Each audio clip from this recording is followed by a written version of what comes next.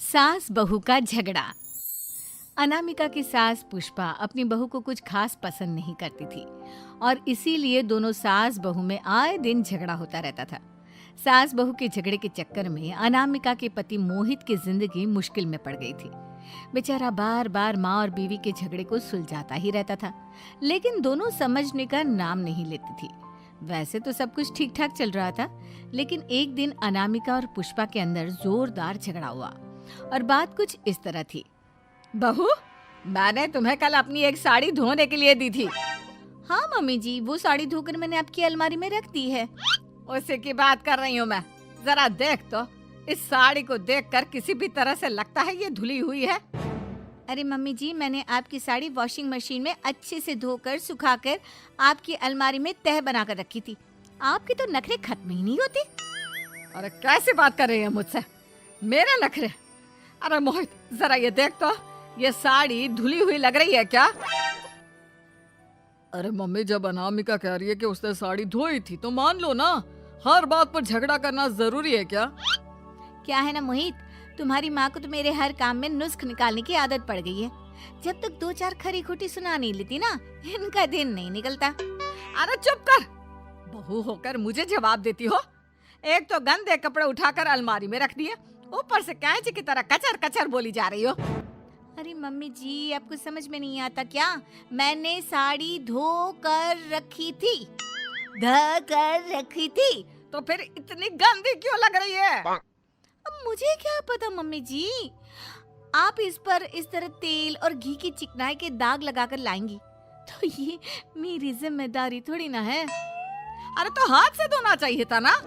मैं आपकी बहू हूँ, नौकरानी नहीं जो एक कपड़ा रगड़ रगड़ कर हाथ से धो दूंगी। आपको पहननी है तो पहनिए, नहीं तो रख दीजिए। तुझे तो मैं अच्छी तरह बताऊंगी, मुझे जवाब देती है। एक दिन सुबह के वक्त, अरे अनामिका, मेरी व्हाइट शर्ट कहाँ है? आज ऑफिस में बहुत बड़ा प्रेजेंटेशन है और मुझे वो व्हाइट शर्ट पहन कर जाना है। मुझे पता है, आपने मुझे 2 दिन पहले ही बता दिया था और आपकी शर्ट मैंने धोकर अच्छी तरह आयरन करके अलमारी में लगा दी है। जाइए वहां से ले लीजिए। अनामिका, ये तुमने क्या किया? ये देखो, शर्ट पर लिपस्टिक का दाग लगा हुआ है और ये तो एक जगह से जल भी गई है। नहीं नहीं मोहित, ऐसा नहीं हो सकता। मैंने तो तुम्हारी शर्ट ठीक से इस्त्री करके अलमारी में लगाई थी। तो फिर ये जल कैसे गई अपने आप? अलमारी में लटके लटके थोड़ी ना जल जाएगी। पर मोहित, मुझे अच्छी तरह याद है। देखो, अपनी गलती को छुपाने की कोशिश मत करो। और अगर शर्ट जल भी गई थी तो तुम्हें पहले बताना चाहिए था ना। मैं नई शर्ट लेकर आ जाता। अब ऐन वक्त पर शर्ट कहाँ से लेकर आऊं? मेरा इतना इम्पोर्टेंट प्रेजेंटेशन था, सब खराब हो जाएगा। अरे बेटा, क्यों परेशान होता है? ये देख, मैंने तेरे लिए पहले से ही एक नई व्हाइट शर्ट ला कर रखी है। लेकिन मम्मी, आप मेरे लिए व्हाइट शर्ट क्यों लेकर आई? अरे मुझे पता था तेरा प्रेजेंटेशन होने वाला है और अपनी इस बहू पर तो मुझे बिल्कुल भी भरोसा नहीं। क्या पता मेरी साड़ी की तरह तेरी शर्ट भी गंदी करके रख देती। और देख, वही हुआ ना। बेटा, सारी टेंशन छोड़ और ये नई शर्ट पहन कर जा। थैंक यू मम्मी, आज तो आपने बचा लिया मुझे। कुछ दिनों के बाद, अरे अनामिका, जानती हो, ऑफिस में मेरा जो दोस्त है ना अमर, आज उसका बर्थडे है और उसे तुम्हारे हाथ का चॉकलेट केक बहुत पसंद है। थोड़ा सा बनाकर टिफिन में रख दो ना प्लीज। हाँ हाँ, क्यों नहीं। मैं बहुत अच्छा केक बनाकर आपके दोस्त के लिए रख दूंगी। तुम्हारे हाथ का खाना खाकर तो वैसे ही मेरे ऑफिस के सारे लोग इतनी तारीफ करते हैं, क्या बताऊं। प्लीज एक अच्छा सा केक और बना दो, मेरी तो ऑफिस में शान बढ़ जाएगी। अनामिका केक बनाने के लिए रख देती है। पुष्पा चुपचाप जाकर उस पे ढेर सारा नमक डाल देती है।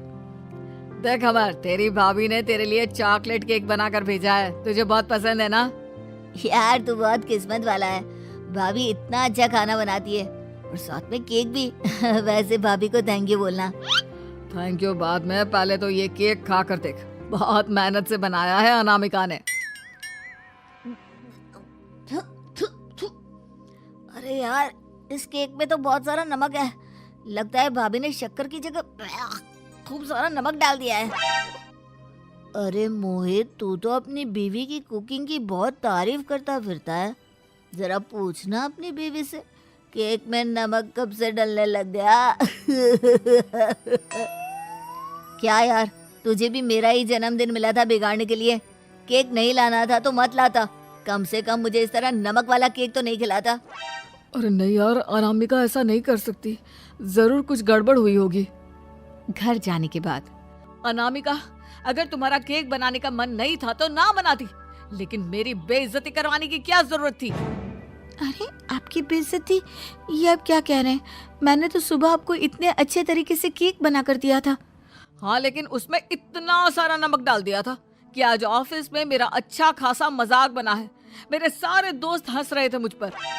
अरे बेटा, मैंने तो तुझे पहले ही समझाने की कोशिश की थी। एक नंबर की गैर जिम्मेदार है ये लड़की, कोई काम ठीक से नहीं करती। उस दिन भी गंदी साड़ी रख दी थी मेरी अलमारी में और झूठ बोल रही थी। कुछ दिनों के बाद अनामिका देखो, मैंने अपना लैपटॉप चार्जिंग पर लगाया है, उसे अच्छी तरह चार्ज होने देना। मेरी एक अर्जेंट मीटिंग है, प्लीज बीच में से हटाना मत। हाँ हाँ ठीक है, मैं नहीं हटाऊंगी। पुष्पा चुपचाप से जाकर चार्जिंग का बटन बंद कर देती है। थोड़ी देर बाद अरे ये लैपटॉप चार्ज क्यों नहीं हुआ? और ये बटन किसने ऑफ कर दिया? अनामिका, इधर आओ। क्या हुआ? क्यों चिल्ला रहे इतना? अनामिका, मैंने तुमसे कहा था ना, मेरा लैपटॉप चार्जिंग पर लगा हुआ है, मेरी अर्जेंट मीटिंग है। तुमने इसका स्विच ऑफ क्यों कर दिया? अरे मैंने ऐसा कुछ नहीं किया, मैं क्यों स्विच ऑफ करूंगी? कुछ दिनों से देख रहा हूँ अनामिका, तुम मेरा हर काम बिगाड़ देती हो। देखो, ये अच्छी आदत नहीं। कम से कम तुम्हें इस बात का तो ध्यान रखना चाहिए था कि मेरी कितनी इंपॉर्टेंट मीटिंग थी। अब क्या करूंगा मैं? आई एम सॉरी मोहित, लेकिन सच में मैंने जानबूझकर कुछ नहीं किया। अगर जानबूझकर नहीं किया तो क्या सब कुछ अपने आप हो जाता है? कभी मेरी शर्ट जल जाती है, कभी केक में नमक डल जाता है। आप मेरी बात क्यों नहीं सुनते? मैंने जानबूझकर कुछ नहीं किया। फिर से वही बात। अरे कितनी बार तुम्हें समझा चुका हूँ, इस तरह मेरा काम बार बार मत बिगाड़ा करो। तुम जानती हो मुझे कितनी प्रॉब्लम होती है। ऑफिस में तो पहले ही बेइज्जती करा चुकी हो, और अब ये मीटिंग, ये भी मेरे हाथ से निकल गई। अनामिका की समझ में कुछ नहीं आता कि आखिर उसके साथ ये सब क्या हो रहा था और क्यों हो रहा था।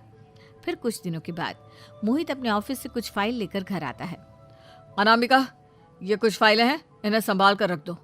और प्लीज इस बार ध्यान से, कोई गड़बड़ी नहीं होनी चाहिए। नहीं मोहित, कोई गड़बड़ी नहीं होगी। मैं सारी फाइल्स अलमारी में लॉक करके रखूंगी और चाबी अपने पास रखूंगी। अनामिका, जरा अलमारी की चाबी तो देना। क्यों मम्मी जी, आपको क्या काम है? उसमें मोहित की जरूरी फाइल रखी है और मैं नहीं चाहती कि इस बार कोई भी गड़बड़ हो।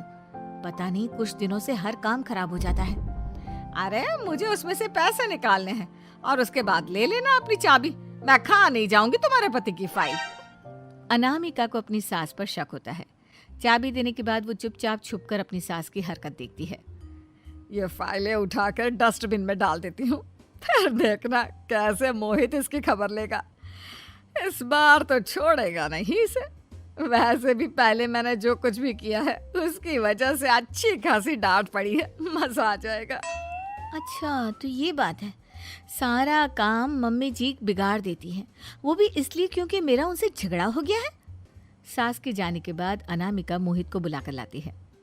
क्या हुआ अनामिका, क्या दिखाना है? ये देखिए, आपकी फाइल डस्टबिन में पड़ी हुई है। इसीलिए तो कहा था संभाल कर रखना, और तुमने उठाकर ये फाइल डस्टबिन में डाल दी। मैंने नहीं, तुम्हारी मम्मी ने डाली है, मुझसे बदला लेने के लिए, ताकि तुम मुझे डांटो। और अगर मैंने डाली होती तो मैं तुम्हें दिखाने के लिए बुलाकर तो नहीं लाती ना। सही कह रही हो, मैं अभी मम्मी से जाकर बात करता हूँ। थोड़ी देर बाद, मम्मी सच सच बताइए, मेरी फाइल अलमारी में से निकाल कर डस्टबिन में आपने डाली थी ना? अरे अपनी माँ पर इल्जाम लगाता है, शर्म नहीं आती तुझे? मैं इल्जाम नहीं लगा रहा हूँ मम्मी, जो सच है वही पूछ रहा हूँ। अब जल्दी से बताइए आपने ऐसा क्यों किया? अरे तो क्या करती, तेरी बीवी मुझसे झगड़ा करती है, उल्टे सीधे जवाब देती है, मुझे उससे बदला लेना था। अरे मम्मी, लेकिन आप दोनों के झगड़े के चक्कर में मेरा कितना नुकसान हुआ है, ये कभी सोचा आपने? मम्मी जी, अगर आपका बदला पूरा हो गया हो तो आइंदा ऐसी कोई हरकत मत करना, क्योंकि अब आपकी सच्चाई हमारे सामने आ चुकी है। यह तो वक्त ही बताएगा मैं क्या करूंगी और क्या नहीं। मम्मी जी, कहा ना आप ऐसा कुछ नहीं करेंगी। अरे मेरी जो मर्जी आएगी वो मैं करूंगी। मेरा सर घूम रहा है। सास बहू के झगड़े में मेरी जिंदगी का तो कचरा हो गया है, कचरा।